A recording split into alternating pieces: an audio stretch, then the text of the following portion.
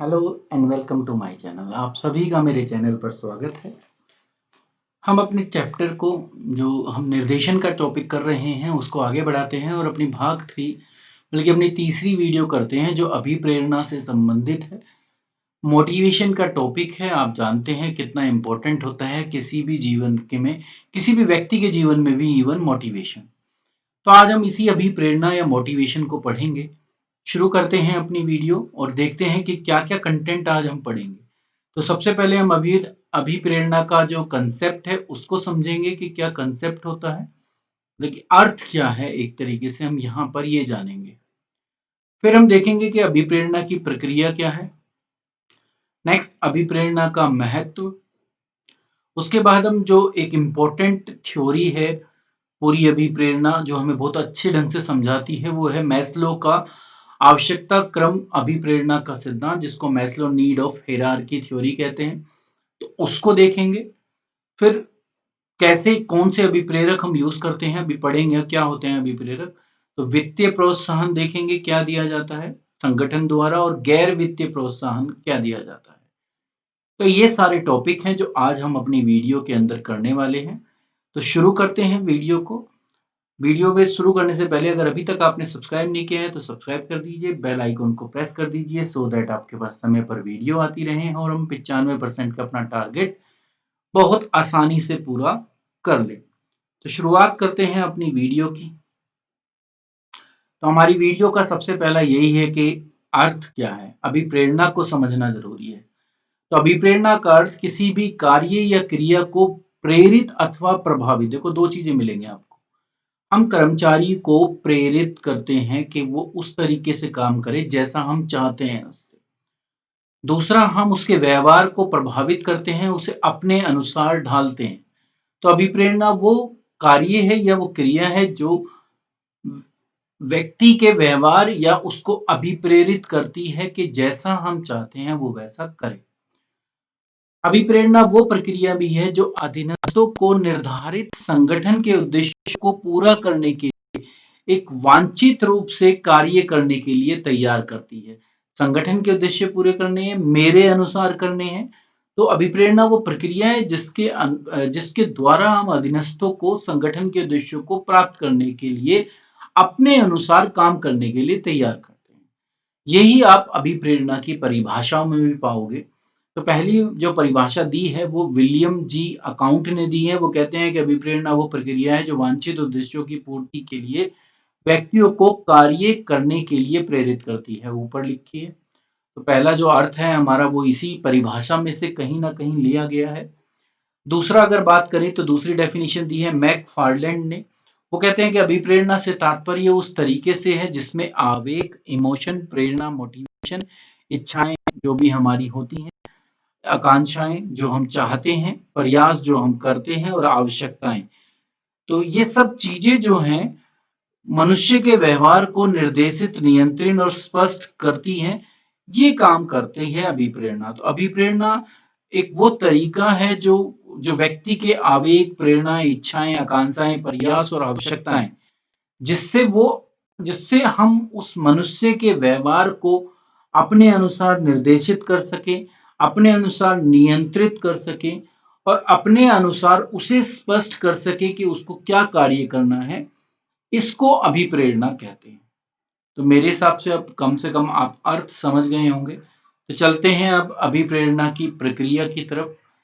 प्रक्रिया को समझने से पहले आपको ये समझना जरूरी है कि तीन चीजें होती हैं। अगर हम अभिप्रेरणा को समझना चाहते हैं तो इन तीन चीजों को हमें समझना पड़ेगा। उसमें से एक तो खुद अभिप्रेरणा ही है, दूसरा होता है उद्देश्य, उद्देश्य को हम मोटिव कहते हैं।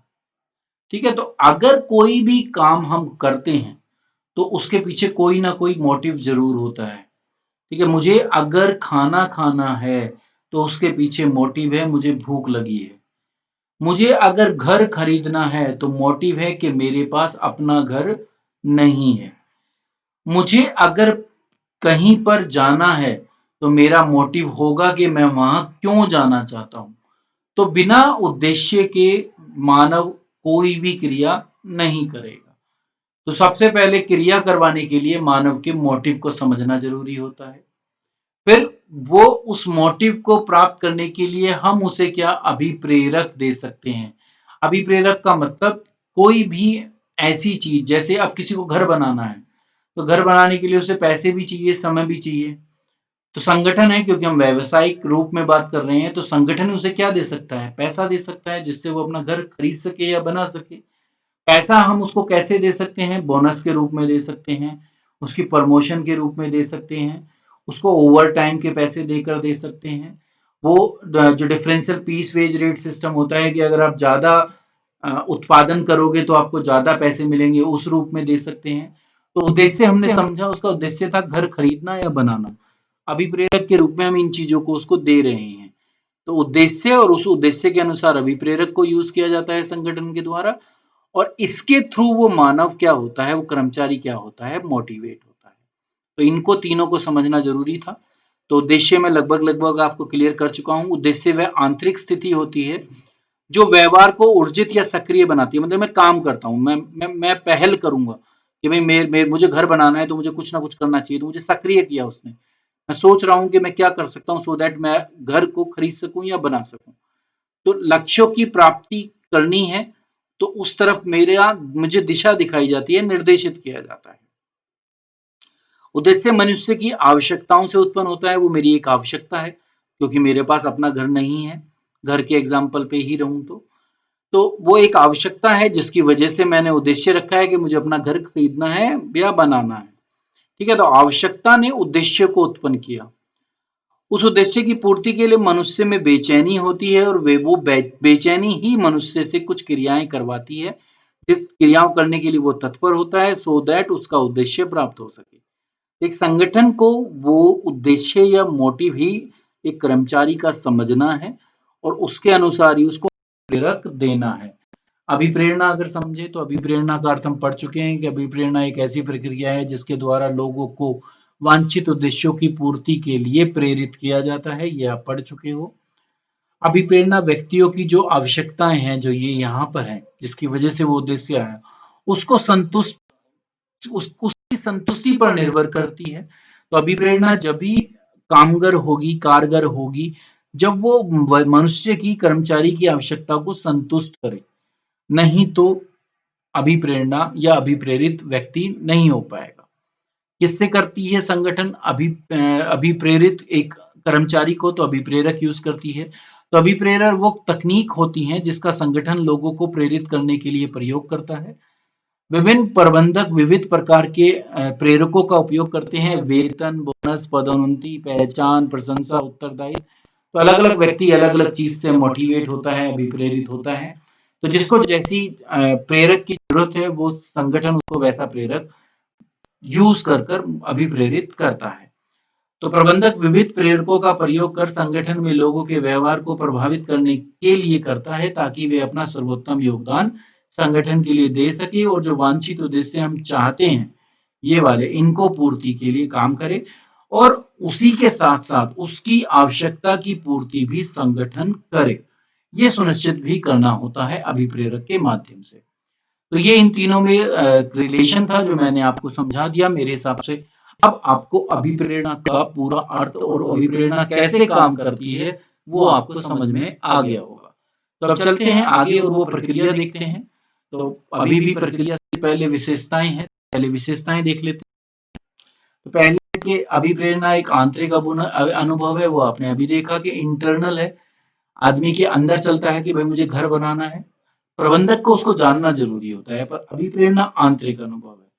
आवेग, प्रवृत्ति, इच्छाएं, आकांक्षाएं, प्रयास, मनुष्य की आवश्यकताएं जो मनुष्य के व्यवहार को प्रभावित करती हैं, वो ही उसको अभिप्रेरित करेंगी। अभिप्रेरणा एक लक्ष्य आधारित होती है। ये आपने देख लिया कि संगठन का भी एक लक्ष्य है और एक व्यक्ति का भी एक लक्ष्य है जिसको वो पाना चाहता है। तो अभिप्रेरणा एक लक्ष्य आधारित व्यवहार को जन्म देती है। जब तक वो लक्ष्य पूरा नहीं होता, कर्मचारी मोटिवेटेड रहता है और वो एक लगन के साथ उस काम को करता रहता है। अभिप्रेरणा दोनों प्रकार की हो सकती है, सकारात्मक भी हो सकती है, नकारात्मक भी हो सकती है। डिपेंड करता है कि आप किस तरीके से मोटिवेट होते हो। सकारात्मक की बात करें तो वेतन में बढ़ोतरी कर दी, पदोन्नति दे दी, पहचान दे दी, स्टेटस दे दिया, ये सब जो है सकारात्मक है। नकारात्मक की बात करें तो उसको सजा दे दी, उसकी वेतन वृद्धि को रोक दिया, उसको धमकी दे दिया कि अगर आप अब आगे भविष्य में सही ढंग से काम नहीं करेंगे तो आपको इस नौकरी से निकाल दिया जाएगा। तो ये नकारात्मक है, तो डिपेंड करता है कि कोई कर्मचारी किस रूप में उनको लेता है। तो जिसके अंदर जितनी ज़्यादा नेगेटिविटी होगी वो या अब मोटिवेशन नकारात्मक से भी क्या होगा, मोटिवेट होगा, और जिसमें जितनी पॉजिटिविटी होगी वो सकारात्मक से ही मोटिवेट होता है। जटिल प्रक्रिया है क्योंकि मनुष्य की अपेक्षाएं अलग हैं, विविधता है उनमें। हर व्यक्ति को एक मुझे अगर घर बनाना है तो जरूरी नहीं है कि दूसरे कर्मचारी के लिए भी घर ही इंपॉर्टेंट हो सकता है उसके लिए रोजी रोटी इंपॉर्टेंट हो, उसको मूल वेतन की जरूरत हो, ठीक है, किसी के लिए सुरक्षा ज्यादा जरूरी हो सकती है, किसी के लिए स्टेटस ज्यादा जरूरी हो सकता है। तो मनुष्य की अपेक्षाओं में विविधता, इसलिए अभिप्रेरणा को एक जटिल प्रक्रिया कहा गया है क्योंकि प्रबंधक को हर एम्प्लॉय की जो उद्देश्य है, जो मोटिव जिसको हमने कहा है, उस मोटिव को समझना है कि वो अपने जीवन में क्या पाना चाहता है। तो उसके हिसाब से ही मैं उस व्यक्ति को अभिप्रेरित कर पाऊंगा। नेक्स्ट चलते हैं। तो चलिए हम नेक्स्ट टॉपिक को अपने शुरू करते हैं और देखते हैं कि अभिप्रेरणा में जो हमारी प्रक्रिया है हम उसको कैसे पूरा करते हैं। तो अभिप्रेरणा की प्रक्रिया को देखते हैं। अभिप्रेरणा की प्रक्रिया में कुल टोटल 6 स्टेप्स हैं हमारे। इन 6 स्टेप्स के थ्रू हम अभिप्रेरित होते हैं। तो पहला है कि कोई ना कोई हमारी असंतुष्ट आवश्यकता होगी जो संतुष्ट नहीं है, क्योंकि आपने पढ़ा है कि जब तक मेरे पास कोई उद्देश्य नहीं होगा मैं किसी भी काम को नहीं करूंगा। तो मोटिव होना बहुत जरूरी है, और हमने पढ़ा था कि मोटिव होने की वजह से कोई ना कोई हमारी आवश्यकता भी होगी। तो सबसे पहले कोई असंतुष्ट आवश्यकता है, जैसे मैं कहूं कि मुझे घर खरीदना है, तो ये मेरी एक असंतुष्ट आवश्यकता है जिसको मैं चाहता हूं कि मैं पूरा करूं। तो इसको पूरा करने के लिए जब तक मैं इसको पूरा नहीं कर पा रहा और मैं सोच रहा हूं कि कैसे करूं, तो मैं तनाव में हूं अभी। तनाव का मतलब मैं चाहता हूं कि मैं हाथ पैर मार रहा हूं, क्रियाएं कर रहा हूं सो दैट मैं अपने घर को खुद खरीद सकूं। तो घर खरीदने के लिए मुझे पैसा चाहिए, तो पैसे चाहने के लिए मैंने क्रियाएं की। क्रियाएं में क्या हुआ कि मैंने कंपनी के अंदर ओवर टाइम किया, ओवर टाइम से पैसे कमाने का सोचा है। संगठन ने समझा कि मैं ओवर टाइम से पैसे कमाना चाहता हूं, मैं अपनी एफिशिएंसी बढ़ा रहा हूं, अपनी उत्पादकता बढ़ा रहा हूं। जो आपने सुना है कि वहां पर differential piece wage rate system होता है, जहां पर आपको आपकी उत्पादकता के अनुसार जो है पेमेंट की जाती है। तो मैं अपनी उत्पादकता बढ़ाकर पैसे कमाने की कोशिश कर रहा हूँ। मुझे कंपनी पदोन्नति देना चाहती है, प्रमोशन देना चाहती है। तो ये वो क्रियाएं हैं जो मैं इसलिए कर रहा हूँ कि ये सारी चीजें मुझे मिल पाए, इसलिए मैं अपने आप को एक नए लेवल पर लेके जा रहा हूँ, मैं ज्यादा निष्पादन कार्य कर रहा हूँ। तो वो सब आवेग कहलाएंगे जो मैं क्रिया कर रहा हूँ किस लिए, अपने घर को खरीदने के लिए या अपनी एक असंतुष्ट आवश्यकता को पूरा करने के लिए।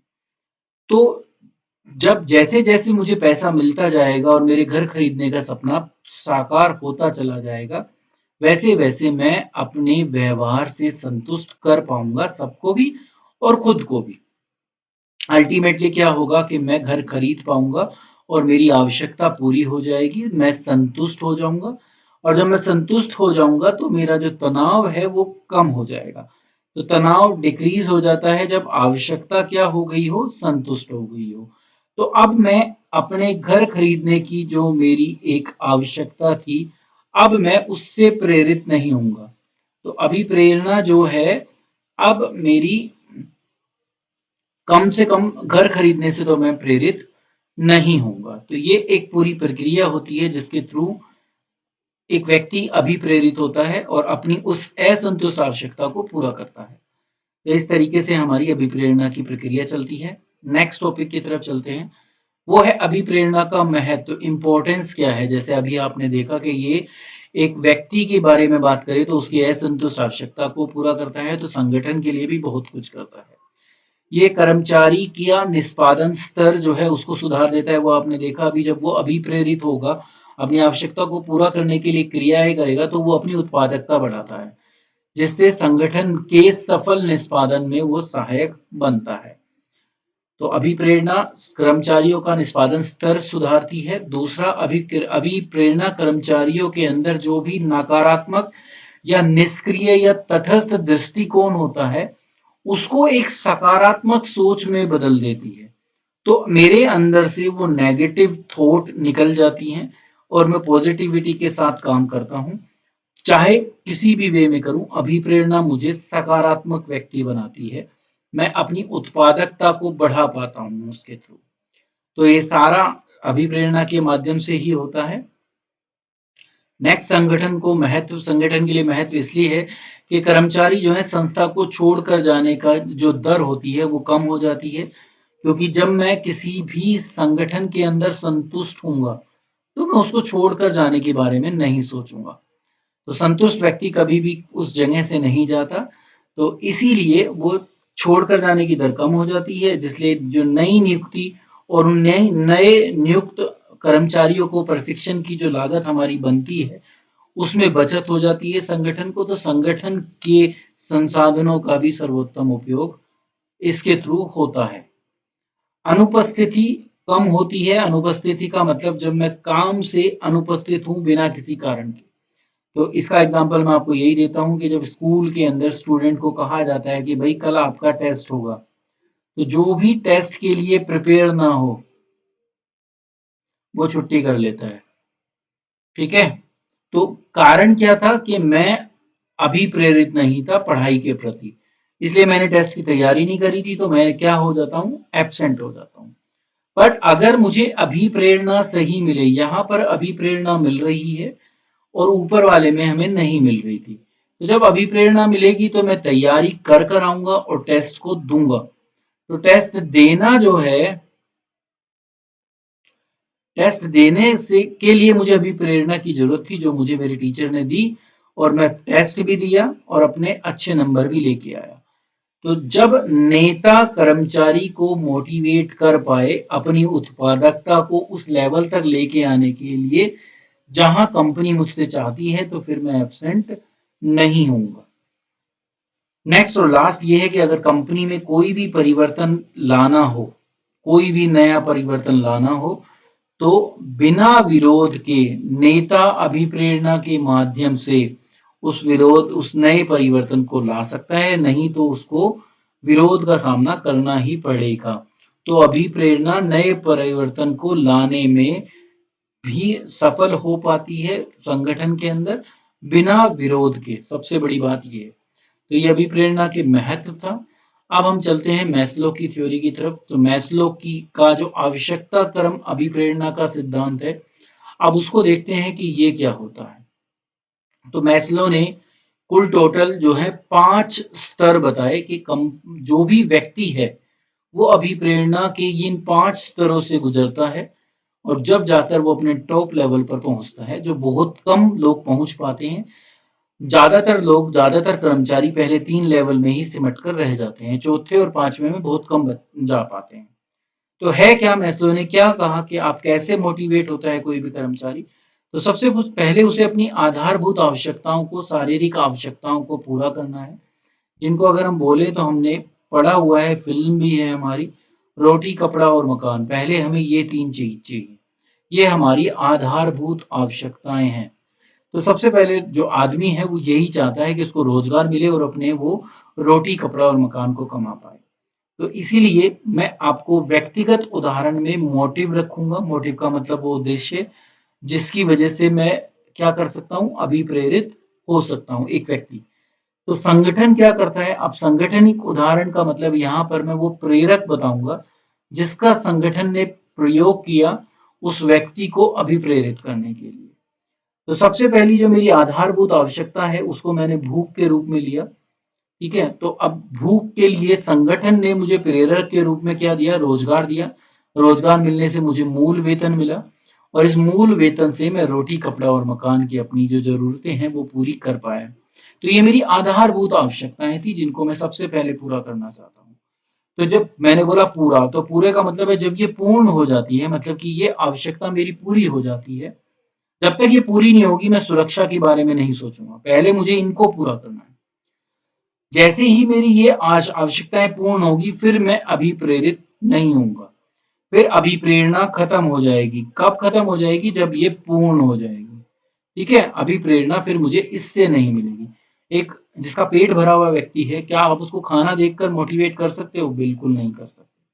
तो ऐसे ही जब मुझे रोटी, कपड़ा और मकान मिल जाएगा, तो फिर मूल वेतन से मैं मोटिवेट नहीं होऊँगा, तो मुझे कुछ और चाहिए। इसलिए मैं नेक्स्ट लेवल की तरफ चलता हूँ। क्या चाहिए मुझे? वो सुरक्षा की भावना चाहिए। नौकरी से नहीं निकाला जाएगा, भविष्य सुरक्षित रहेगा, स्वास्थ्य का जो ध्यान है वो भी सरकार रखेगी, मेरा भी और मेरे सरकार नहीं संगठन रखेगा, मेरा भी और मेरे परिवार का भी। तो उसके लिए क्या करती है अगर मैं व्यक्तिगत उदाहरण की बात करूँ, तो अब मुझे चाहिए आय का स्थायी स्रोत। कब? जब मैं रिटायर हो जाऊँ उसके बाद भी। तो संगठन ने इसको समझा और उसने मुझे प्रेरक के रूप में क्या कहा कि भई हम आपको पेंशन देंगे, पेंशन योजना ला दी। तो मुझे सुरक्षा का फ़ील आया कि भई मैं रिटायरमेंट के बाद भी मेरा भविष्य सुरक्षित है, तो कंपनी अच्छी है, मैं इसके लिए काम अच्छे ढंग से करूँ। तो मैं फिर अभिप्रेरित हुआ और मैं फिर जो जी-जान लगाकर मेहनत करने लगा, अपनी उत्पादकता को फिर उसी लेवल पर ले आया, जो इसको पूर्ण होने से पहले थी।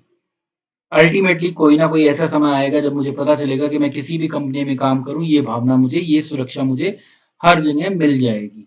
ठीक है? तो अब कंपनी से मेरी आशाएँ बढ़ेंगी, मुझे कुछ और चाहिए अब कंपनी से। अब मैं इससे मोटिवेट नहीं होऊँगा क्योंकि अब मेरी आवश्यकता यहाँ से पूर्ण हो गई है, मुझे पता चल चुका है कि अब मुझे पेंशन मिलेगी। ठीक है? तो मैं फिर नेक्स्ट लेवल की तरफ चलता हूँ, अब मुझे अपने संगठन के अंदर संबंध सुधारने हैं। मैं मित्रतापूर्वक संबंध रखना चाहता हूँ, लोग मुझे रिकॉग्नाइज़ करें एक एम्प्लॉयी के रूप में।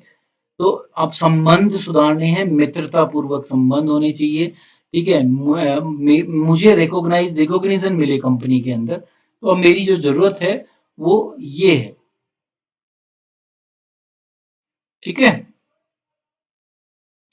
इसके लिए कंपनी ने क्या किया, मैत्रीपूर्ण संबंध बनाने के लिए विभिन्न प्रकार के कार्यक्रम रख दिए, ठीक है? जिसमें मुझे मेरी योग्यता के अनुसार जो कार्य मैंने कंपनी के लिए किया, उसको एक्नॉलेजमेंट मिलेगी, पुरस्कार राशि दी जाएगी, मुझे एप्रिसिएशन वर्ड बोले जाएँगे, ठीक है? एक-दूसरे के बीच सहयोग की भावना विकसित की जाएगी।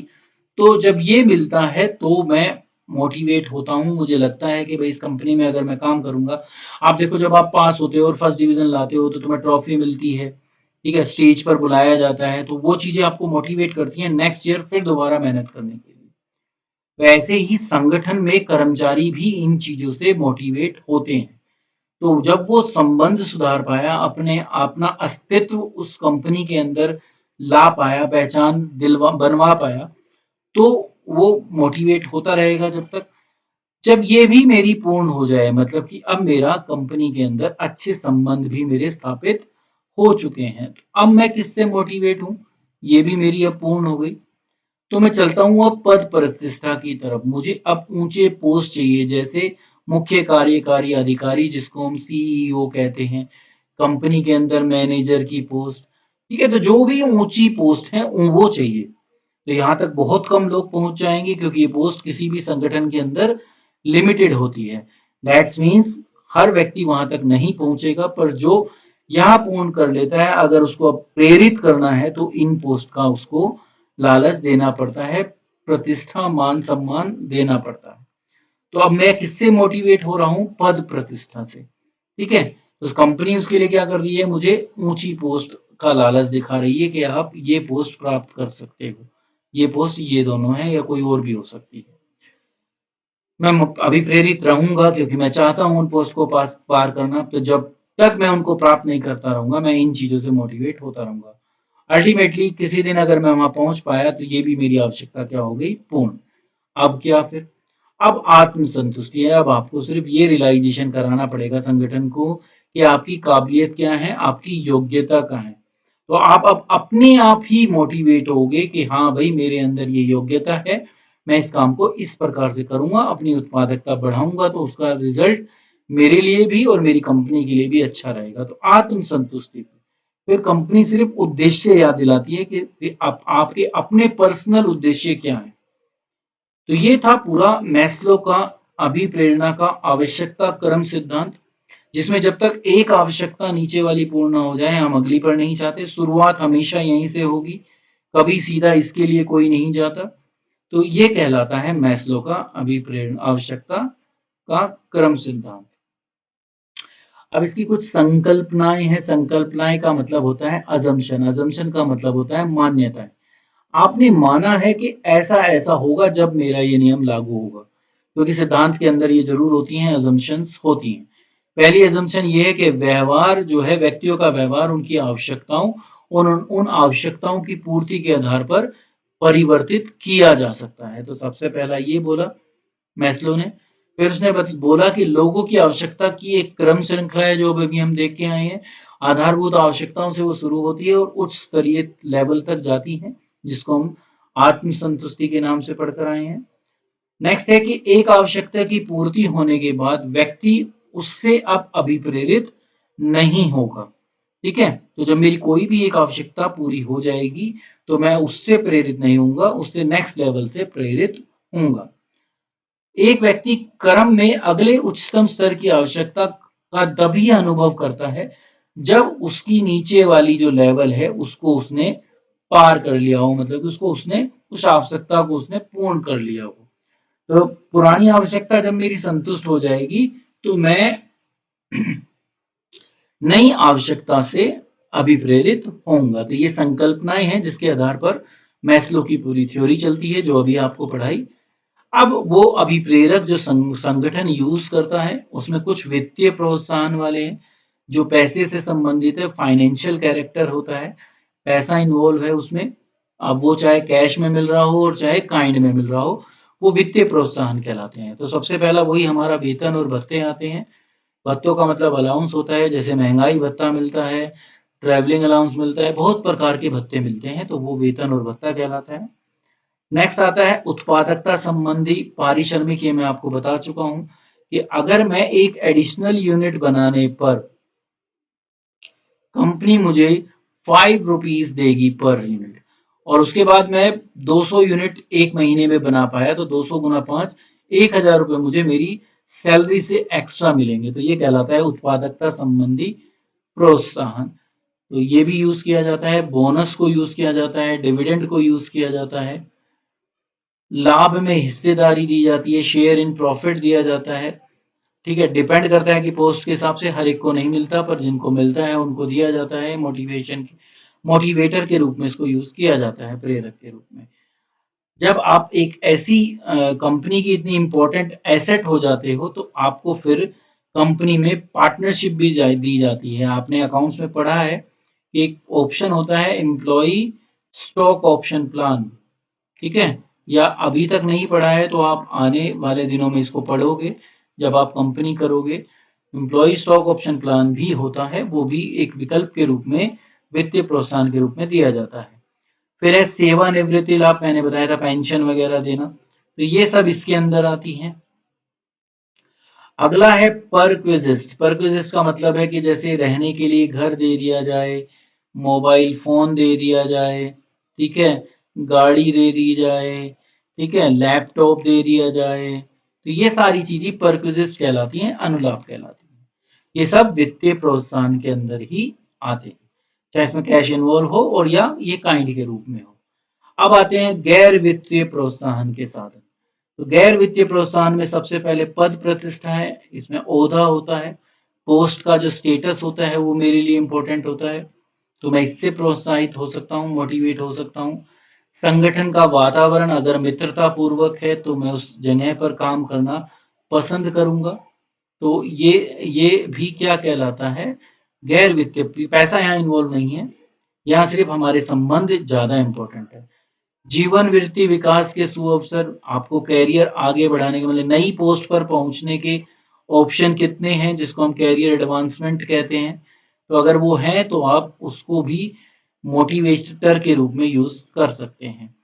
पद संवर्धन आपको आगे लेके जाए, जिस पोस्ट पर आप काम कर रहे हो उसी में आगे बढ़ते चले जाएं आप। कर्मचारियों को पहचान मिलना, मान सम्मान के लिए कार्यक्रम रखना, जो ट्रॉफी वगैरह के एग्जाम्पल मैं दे रहा था, उस तरीके की चीजें। पद सुरक्षा, जॉब सिक्योरिटी दी जाए, पेंशन योजना के बारे में आपको बताया जाए, आपकी नौकरी नहीं जाएगी ये आपको बताया जाए। ठीक है, फिर कर्मचारियों को भागीदारियों, वो जब डिसी आप निर्णय लेने की प्रक्रिया जब भी पूरी करो, तो निर्णयन के अंदर आप अगर कर्मचारियों को भागीदार बना रहे हो, अगर हम कर्मचारी को एक भागीदार बनाते हैं डिसीजन लेने में, तो वो मोटिवेट होगा और आपको नए-नए जो है सुझाव पेश करेगा। जैसे-जैसे उसकी पोस्ट ऊँची जाए, उसको सशक्त करो, उसको अधिकार दो कि आप अपने डिसीजन अपने आप ले सकते हैं, इतने अधिकार आपके पास हैं। तो ये कहलाता है कर्मचारियों का सशक्तिकरण।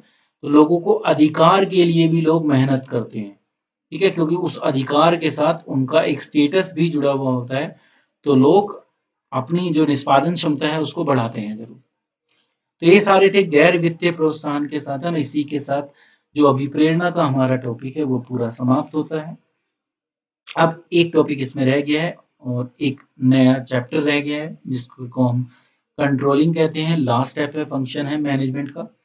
तो अगली वीडियो में आपके सामने जो है जो इस निर्देशन का लास्ट टॉपिक है कम्युनिकेशन, संप्रेषण, वो रखा जाएगा और उसके बाद आपके सामने नियंत्रण का टॉपिक आएगा। वीडियो को लाइक करना, कमेंट करना और शेयर करना बिल्कुल मत भूलिएगा और ऐसे ही पढ़ते रहें और अपने जीवन में